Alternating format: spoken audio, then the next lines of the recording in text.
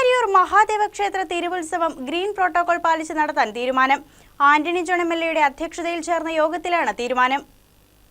കേരളത്തിലെ 108 ശിവക്ഷേത്രങ്ങളിൽ പ്രധാന ക്ഷേത്രങ്ങളിലൊന്നായ തൃക്കാരിയൂർ മഹാദേവ ക്ഷേത്രത്തിൽ ഈ മാസം 15-ന് കൊടിയേറി 24-ന് ആറാട്ടോടെയാണ് തിരുവുത്സവം അവസാനിക്കുന്നത്. തൃക്കാരിയൂർ മഹാദേവ ക്ഷേത്ര തിരുവുത്സവം ഗ്രീൻ പ്രോട്ടോകോൾ പാലിച്ചുകൊണ്ട് നടത്താനാണ് തീരുമാനമെടുത്തിട്ടുള്ളത്. ഉത്സവത്തിന്റെ മുന്നൊരുക്കങ്ങൾ വിലയിരുത്താനായി ആന്റണി ജോൺ എം.എൽ.എയുടെ അധ്യക്ഷതയിൽ തൃക്കാരിയൂർ ദേവസ്വം ബോർഡ് ഓഫീസിൽ യോഗം ചേർന്നു. ക്ഷേത്ര പരിസരത്ത് റവന്യൂ വകുപ്പിന്റെ നേതൃത്വത്തിൽ വിവിധ വകുപ്പുകളെ ഏകോപിപ്പിച്ചുകൊണ്ടുള്ള കൺട്രോൾ റൂം പ്രവർത്തിക്കും. വേസ്റ്റ് മാനേജ്മെന്റ് പ്രവർത്തനങ്ങൾ നെല്ലിക്കുഴി ഗ്രാമപഞ്ചായത്തിന്റെ നേതൃത്വത്തിൽ ക്രമീകരിക്കും.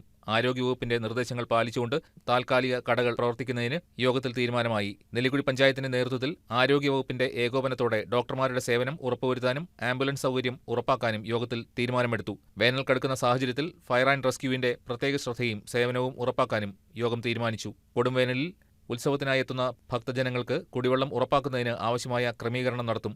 ക്ഷേത്ര പരിസരത്തെ കേടായ വഴിവിളക്കുകൾ അടിയന്തരമായി നെല്ലിക്കുഴി പഞ്ചായത്തിന്റെ നേതൃത്വത്തിൽ നന്നാക്കാനും യോഗത്തിൽ തീരുമാനമായി.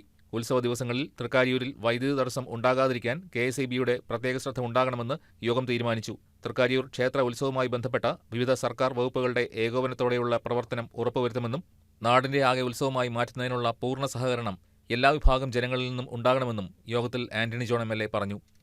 ആദ്യ അവസാന കാര്യങ്ങളെല്ലാം ക്രമീകരിക്കണമെന്നുള്ള തീരുമാനത്തിന്റെ അടിസ്ഥാനത്തിലാണ് ഇവിടെ ഇങ്ങനെ യോഗം നമ്മൾ വിളിച്ചു ചേർന്നത്.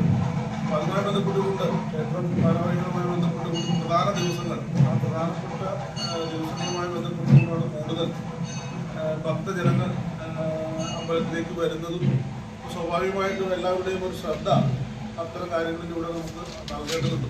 കോതമംഗലം തഹസിൽദാർ M. അനിൽകുമാർ, നെല്ലിക്കുഴി ഗ്രാമപഞ്ചായത്ത് president Saneera Nazeer, vice president Abu Kottaram, Devaswom board sub group officer Mallika NM, ക്ഷേത്ര ഉപദേശക സമിതി president Rajeev Nair, secretary Sumesh Narayanankutty, vice president Sajith, ഗ്രാമപഞ്ചായത്ത് അംഗങ്ങളായ KG Shaji, Antony Joseph, Sandhya Sunilkumar, Shobha Radhakrishnan, Kothamangalam police sub inspector, health, fire force, KSEB, water authority ഡിപ്പാർട്ട്മെന്റുകളെ പ്രതിനിധീകരിച്ച് ഉദ്യോഗസ്ഥർ, ക്ഷേത്ര ഉപദേശക സമിതി അംഗങ്ങളായ സൂരജ് CS, ദിലീപ്, ദിവേഷ് ബാബു, മഹേഷ്, സനേഷ്, ബാലകൃഷ്ണൻ, മിനി മധു, പ്രഭാകരൻ തുടങ്ങിയവർ യോഗത്തിൽ പങ്കെടുത്തു. News desk KCB news.